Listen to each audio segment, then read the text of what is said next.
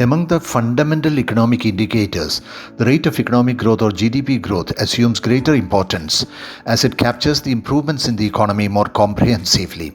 These days, it assumes a specific significance because the economy is recovering from a deep fall which was caused by the pandemic.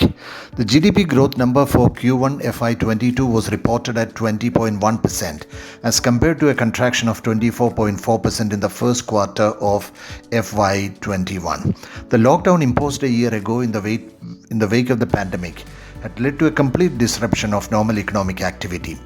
Q1 of this financial year too was impacted by localized lockdowns to control the second wave of the pandemic, but the effects are not explicitly visible in the growth numbers due to the favorable base effect. Though the pandemic induced restrictions were not as severe this time around and was more localized in nature, it led to a slowdown in the growth momentum. What is more interesting is that if the quarter-on-quarter sequential growth is considered, the effects of the second wave comes to the fore. The GVA for Q1 FY22 has contracted by 13% as compared to the last quarter, that's Q4 FY21.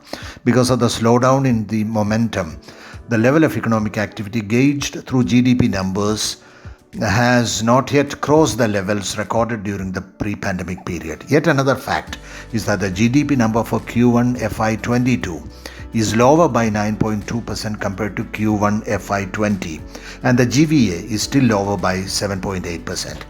If we look through the robust headline GDP growth rate supported by the low base effect, a more detailed analysis indicates that the economy is yet to recover to pre-pandemic levels. The recovery of economic activity would continue to require policy support, both fiscal and monetary. In the light of a probable third wave, if a large part of the population is vaccinated, the need to impose further lockdowns may be obviated. This factor gains further import, especially in the wake of the upcoming festive season.